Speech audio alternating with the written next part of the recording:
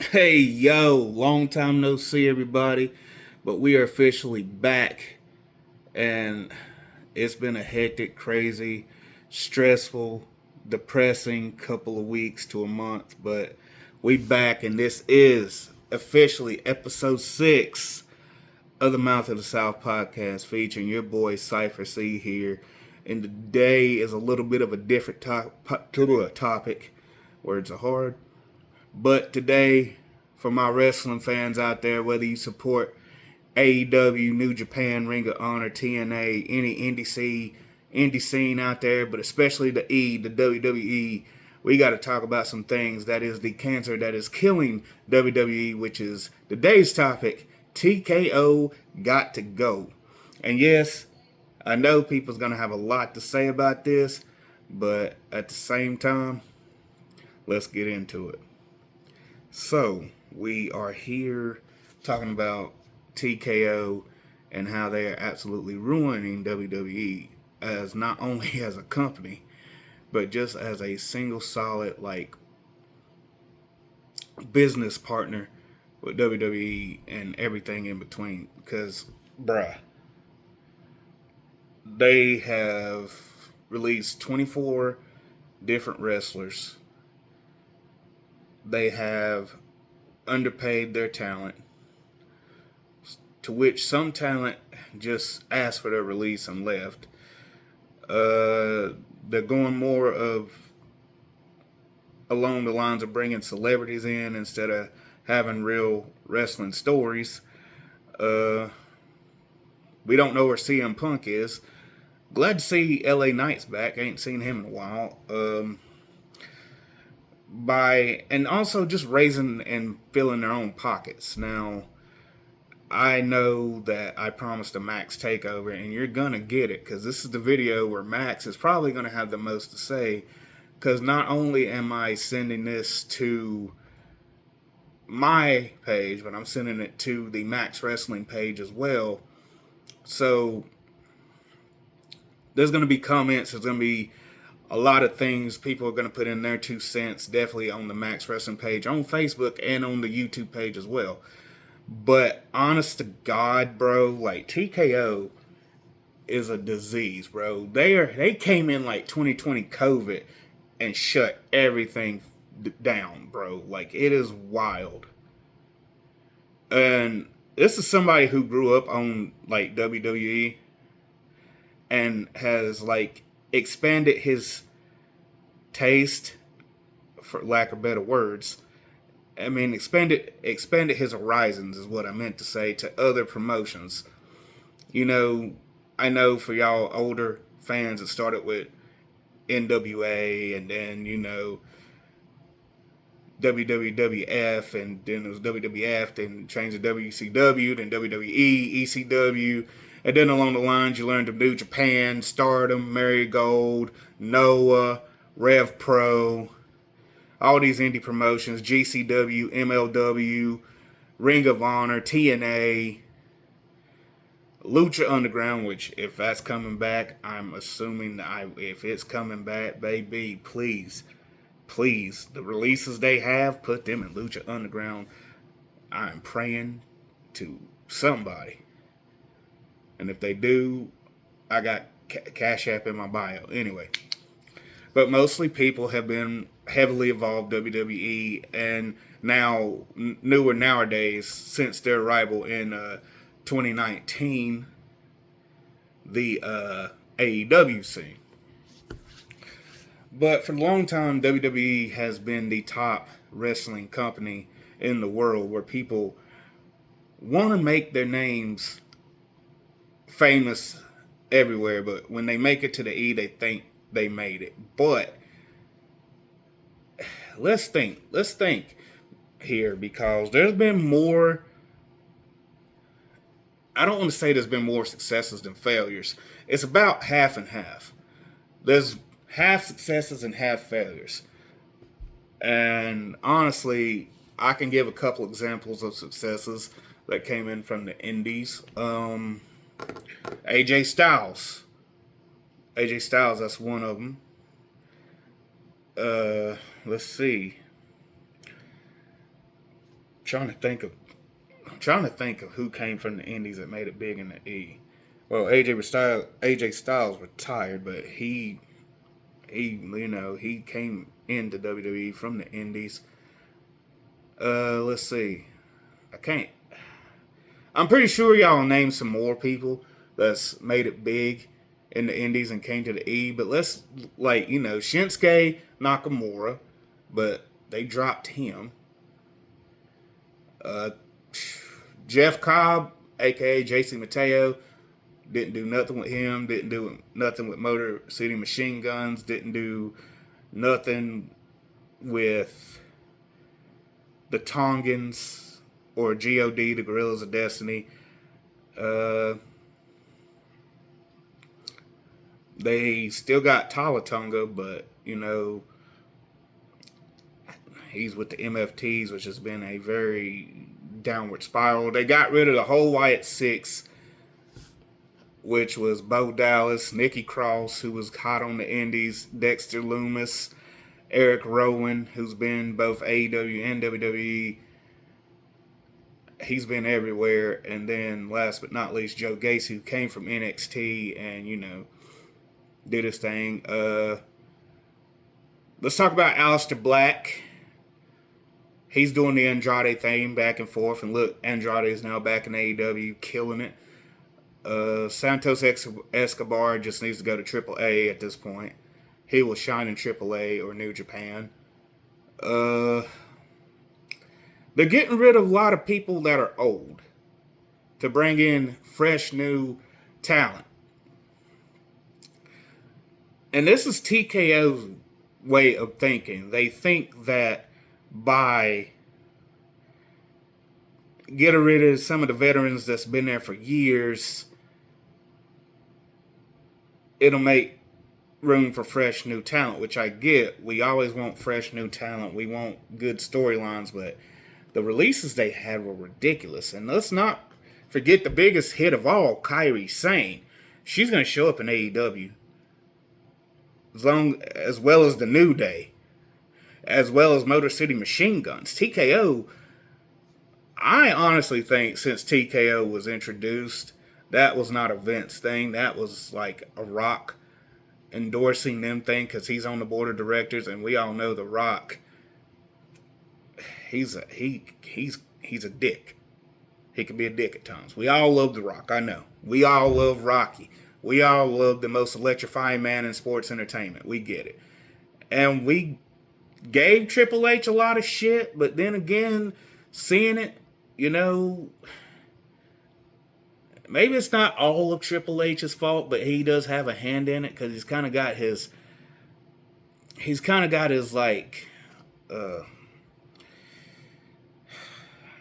trying to think of the proper wording here without being too vulgar. He's kind of stuck between a rock and a hard place. There we go. Because he is the COO. He's been having more of the Vince position, and but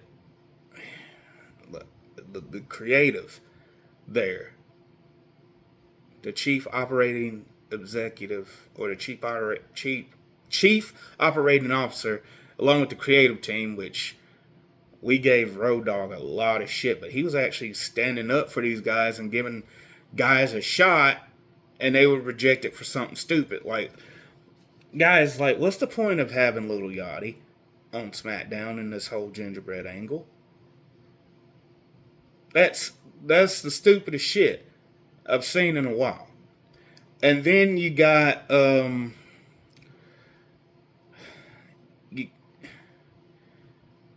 these storylines ain't making much sense. SmackDown's horrible. Raw is decent.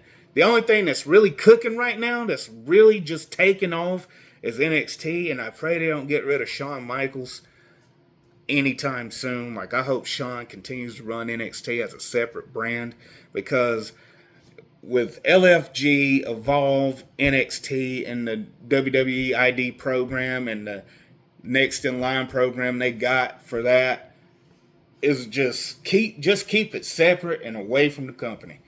Now, I will admit we had some excellent call-ups on the main roster like Sol Ruka, Ethan Page, Javon Evans, Oba Femi, Trick Williams, Fatal Influence,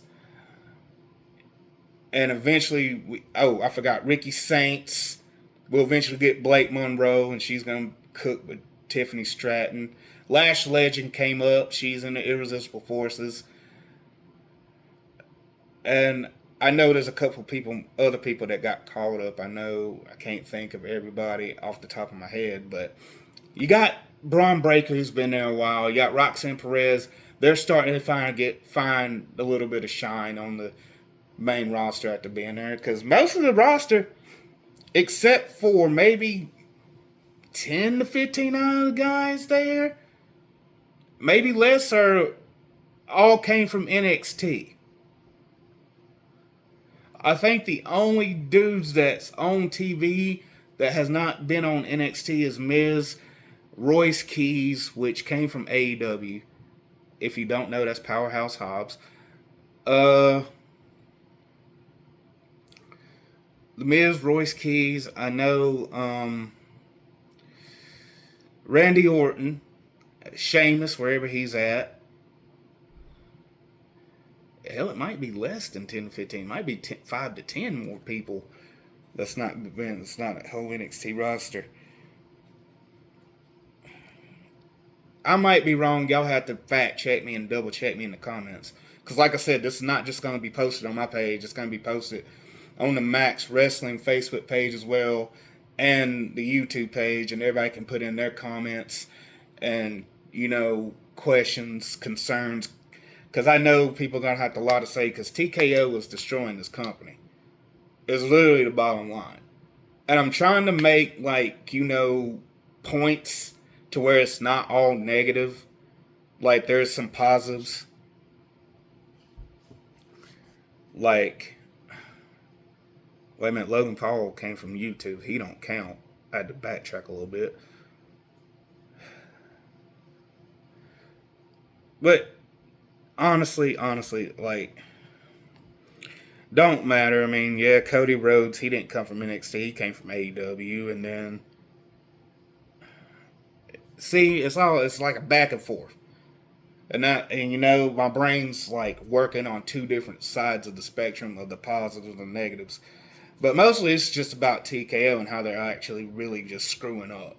Because at the end of the day, dude, TKO's got literally like 3 guys from the UK and also 3 guys from America being luchadors. I know y'all seen the gimmick. If you haven't seen the gimmick, Los Americanos with El Grande Americano versus the El Brothers Creoles, or the Creed Brothers. I'm just calling them the Creed Brothers because that's Julius and Brutus Creed. We're not stupid, with Chad Gable, aka the OG original El Grande Americano. We know who they are. The other guys is literally Ludwig Kaiser, Pete Dunne, and Tyler Bate. I mean, stupid. We're not stupid, TKO. We know who they are underneath the mask. And it didn't make sense for the Creed brothers to show up in AAA, attack Chad Gable, and then put on 2 lucha masks and then get them off TV. Like, you just left poor Ivy Nile somewhere by herself. We ain't seen her in God knows how long, and she was actually a good candidate to actually win the Intercontinental Championship. But now, cool, we got Sol Ruka stepping up. So maybe if Sol Ruka takes it off of Becky, Ivy will take it off of Sol, and then so on and so forth. Who knows? But whatever, that's a storyline there. But I don't think TKO's invested in storylines because, like I said earlier, they're getting rid of people that's veterans that are old. And they did a huge pay cut to all the roster. Bayley spoke out about it. She's going to go to AEW because her contract's up at the end of the year. So 2027, beginning of the year, whichever the first pay-per-view is, you're going to see Bayley with Sasha Banks / Mercedes Moné. Kyrie's already going to be there at some point. Lyra, she'll be she's going to be a top mid-carder. she's gonna go places. I mean, they got fresh young faces, yes, they got that, but the way they did it, the way they just like, cut through talent that didn't even get a chance yet, because most of that talent was in developmental, like developmental, like LFG and Evolve and the Next in Line and the WWID program. They got rid of some of them, but they're going elsewhere on the indie scene. Excuse me, the indie scene. And I could see Selena and Alistair back in AEW, and Buddy Murphy, aka Buddy Matthews, showing up in October, teaming with them, or maybe Andrade teaming with them, and then, House of Black will be a new faction. It'll be Buddy Matthews, Andrade, Malachi Black, and Zelina Vega, or Thea Trinidad is her real name, or Tommy N and Thea Trinidad versus Killer Kross and Scarlett Bordeaux and GCW. Never know. But you got rid of all those people just to bring back Baron Corbin to be somebody in NXT to help mentor them. They don't need help in NXT. They're cooking. They're doing just fine. Baron Corbin was doing just fine on the Indies, being a tag team partner with Dijak. Or, if y'all don't remember him, that's Dijak Davakovic. He was in NXT and on the main roster, and then he was in Retribution as that horrible gimmick of Mace. Or was it T-Bar? It don't really matter. But I'm saying this is TKO's way of thinking. They don't think. They want to line their pockets up and just make everything look stupid. Because if you've been watching SmackDown, it's absolutely horrible. I mean, there's some good moments. But they got Royce Keys all over the place. They put Gunther on SmackDown after having Gunther look like he was feuding with LA Knight, and not having that. Dropped the ball on that. Could have had a feud going. I'm trying to think. They could have had a good feud going with that, with the LA Knight and Gunther thing. And then now that TKO decided to bring back Brock Lesnar like last Monday in North Carolina, Greensboro, North Carolina, at the Raw episode there, to have probably a daggone 3-match series. Hopefully not, because nobody asked for that. And then they're going to say, well, WWE never said that he was officially retired, but he left his boots and gloves and everything in the ring. I think that means he retired because AJ, he did it. And he's retired, but I guess they just rely on, Brock Lesnar and old legends and people that didn't really get over before to get them through, and I don't get it. TKO's decision making is stupid. They are no good for the business. They are literally killing this company. Because the Judgment Day hasn't been good since Damian Priest and Rhea left. They should have disbanded it then. And then you got Dirty Dom Mysterio, who's had one defense with the AAA Mega title, which I'm shocked they pulled that off on a Monday Night Raw. But, whatever the case may be with that. At least they got the AAA Mega Champion on Raw. And then they just got a lot of missed opportunities and a lot of missed views and a lot of questionable calls on their hands. I mean, it is TKO. They ain't doing so good. And now we got whether or not Asuka's retired or not. You don't see LA Knight wrestling. He's more doing backstage segments. And a statement I said earlier, where is CM Punk? Unless he's just home with AJ, living the semi-retired life, or I don't know what's going on with him and AJ. There's no official statements there.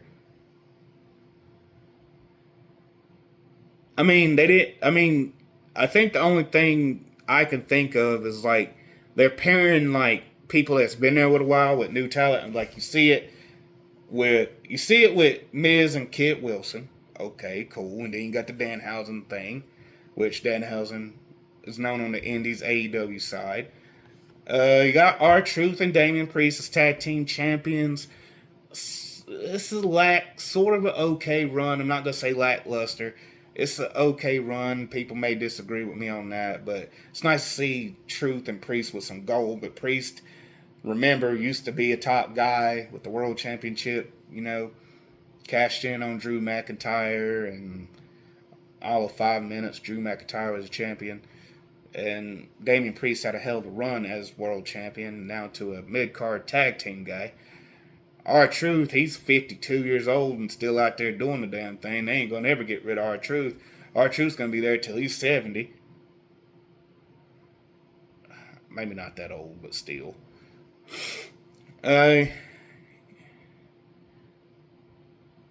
You see a lot of these young cats like getting with veterans. There's more examples I can't think off the top of my head. But I will say this bloodline thing, y'all been running this for like ever now. It feels like it's been going on for 10 years and it ain't been that long. Like, at some point, you're going to have to drop the bloodline angle at some point.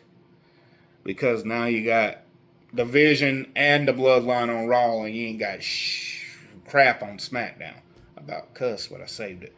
You ain't got nothing on SmackDown except for Fatal Influence totally killing it. That's the only good thing about SmackDown is Fatal Influence.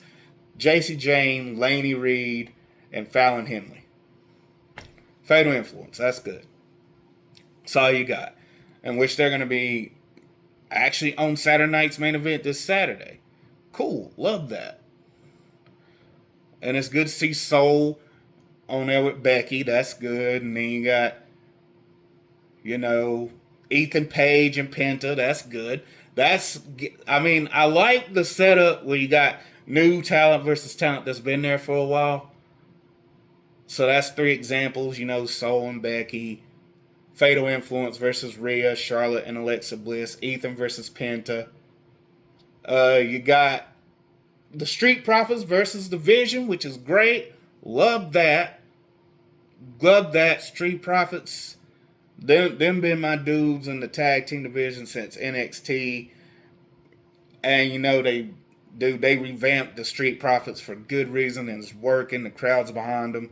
Still would want to see Montez in a top guy position at some point, but we got Braun Breaker, Oba Femi, Seth Rollins, Jacob Fatu, Roman Reigns, Cody Rhodes, question mark besides CM Punk, Randy Orton. I ain't seen much of Randy lately because I think he's hurt right now. You ain't really got that many top guys. I mean, you can start building them. Start building some up. I mean, Ricky Saints, he tries. I mean, Ricky's good, but he's all right. You got Trick Williams. He's a United States champion. He don't need Little Yachty. I don't know why we still got Little Yachty there.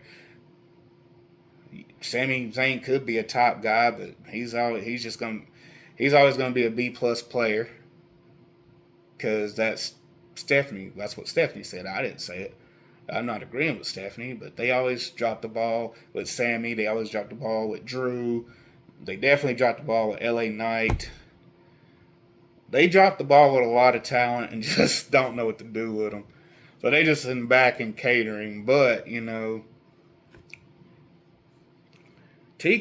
man, like, they ain't done nothing really worth a damn to make us really care about the product. I mean, yeah, they're giving us this banger Saturday night's main event. But look at AEW. Dude, AEW, I think, is All or Nothing or Double or Nothing this weekend. I think it's All or Nothing is what it's called. Was it Double or Nothing? All or Nothing? I can't remember because I got too much going on in my brain. But still, I mean, each match has storytelling. Each match has a meaning. Each match holds significance. And, and with these pay-per-views they're throwing together, I mean, Clash of Italy, so far we know Obafemi and Brock Lesnar. We might see Braun Breaker and Seth at Clash of Italy. We're going to see Roman Reigns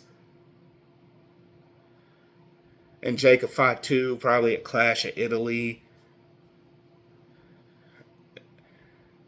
We're just gonna see a lot. I mean, you got Carmelo Hayes that came back. He's gonna be a top player. Definitely get that United States Championship back, or elevate him to the top of the mountain. Because I think everybody's about tired of seeing Cody Rhodes hold the belt and not doing jack shit with it. Because I think the last person Cody Rhodes defended that belt against, I'm trying to think. Who did he last? It was Randy Orton. It was the last person he had that title against, and now Gunther stepping up to Cody. So I guess Gunther will take it off Cody. I don't know. It's hard to say what can happen at this point because TKO, they don't care about nothing but filling their own pockets, underpaying their talent, and just having no creativity behind their storylines. It's more ads than wrestling on their pay-per-views. It's wild, bro. It's a wild thing because TKO is literally bad for business. And I know a lot of people agree, and I know a lot of people are going to have their grievances on it. And I know a lot of people are going to comment their thoughts on TKO and share it out and definitely give their opinion on it. But on the Mouth of the South podcast, like I said, we ain't going to just focus on what the negatives of TKO. We threw a couple of positives in there, but mostly it's just they got to go. They got to go because they're sinking fast. And I've said this before, and I'll say it again. By next year, the way TKO is running WWE, by next year, AEW will be the top company running the show. And everybody's going to want to go to AEW instead of WWE. Or people might stay on the indies. But you got great promotions outside of WWE and AEW. Like I said, I named a couple. And some of these you probably never even heard of. But that's the great thing about expanding your horizons past WWE and AEW. There's NXT, there's TNA, there's Ring of Honor, there's New Japan, there's Marigold, there's Noah, there's GCW, MLW, Lucha Underground. Thank God, I hope it's coming back soon. Rev Pro. You got a lot of great other great promotions out there all over the world. And you don't have to be having just straight tunnel vision and just see WWE. There's other promotions out there because the way TKO is running WWE, ain't no doubt in my mind AEW is going to be the top company in 2027 going forward. And there's been rumors that they're trying to get Triple H out of there. There's been rumors that somebody's secretly sabotaging WWE. There's been rumors of people leaving. People's actually stuck their neck out for their jobs to speak against things. There's been rumors of people showing back up, like Baron Corbin, Enzo Amore, and Big Cat. Well, no, not Big Cass, but Enzo coming back. They literally want nostalgia in the wrong way. If you want nostalgia, create new nostalgia. You pretty much killed the nostalgia of Obafemi defeating Brock Lesnar at WrestleMania 42 by simply bringing back Brock to squash him in 4 F5s. That's the equivalent of what Darby Allin did, those 4 coffin drops on MJF to win the world title. Like WWE see something AEW does and copy it, but in a different way, so they don't make it look like copyright infringement. But there's one example of it right there. 4 coffin drops, AEW World Championship. 4 F5s made Oba family look weak. And I don't get the idea of tribal combat with Roman and Jacob, because Jacob's definitely not going to win the title. He's not going to take it off Roman unless the Usos turn on Roman. And that's stupid because they look like they're rocking with Roman because they took out Jacob. So what's the big switch? I mean, why do the switch? But that's what TKO is going to do. They're going to end up doing something or bring in somebody else from the bloodline, maybe Azilla Fatu or Ahmed Anoa'i or Lance Anoa'i or somebody from the Samoan dynasty. Who knows? Might bring back Tamina. Probably not. But like I said, TKO's got to go. It's bad that you brought back Kairi Sane. It's bad that you didn't bring back Kairi Sane at the Saturday night's main event with Io versus Asuka. But still, it was a great match to go out on. And you could tell that they were very emotional because Kairi wasn't there. And they was emotional when Asuka walked out. Now, Io's the only Japanese wrestler there because Shinsuke, I don't know where he's at. Asuka's gone. Kairi's gone. It's just Io. That's it. I mean, and Julia, I can't forget about Julia. She came from Stardom and Marigold. So I can't forget about Julia. Sorry, I'll make sure I get that in there because Beer will definitely scream my head off. But you know, they're not doing anything with the talent they got now and then do all these heavy releases and then want to bring back people that couldn't hack it before. And, you know, cool, you're bringing back Baron Corbin. Nobody asked for that. Where's Kevin Owens? When's he coming back? You know? Because Kevin Owens would change the landscape of a lot of things. But like I said before, they're going to be in Canada in August. He'll show up on a Monday Night Raw, August 21st or the 28th. Kevin Owens will be back. He'll be cleared, and he'll team up with Sammy against probably Trick Williams and Little Yachty because TKO will probably extend that feud all the way till Kevin comes back. But I don't know. I hope they don't. But if they do capitalize on the idea, yeah, Cash App in bio, whatever. But this is just my opinions on this podcast because, you know, wrestling fan, sports fan, definitely fan of everything that evolves around, you know, positive things, nothing negative. So, with that being said, I think this is a good stopping point. TKO is a no-go. They got to go. They got to get out of there, or they're going to end up driving WWE to a Chapter 11 bankruptcy by 2030. So, with that being said, I'm your host, Cypher C, and the place to be. This is the Mouth of the South podcast, 828, baby. You know where we at. North Carolina, Valdez, North Carolina's own. I'll catch y'all for episode 7. I'm going to set that up real soon, real quick like. But remember, stay healthy, stay blessed, love one another, and take care of yourself mentally, emotionally, physically, and spiritually by any means necessary.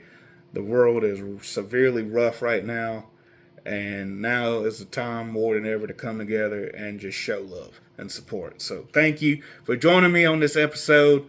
I'll make sure I get this out and post it to everybody I can.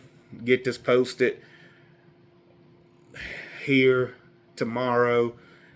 It's officially Wednesday, so this will be out Thursday or Friday of this week, so stay tuned. Thank you, and I will catch y'all on episode 7 whenever that may be.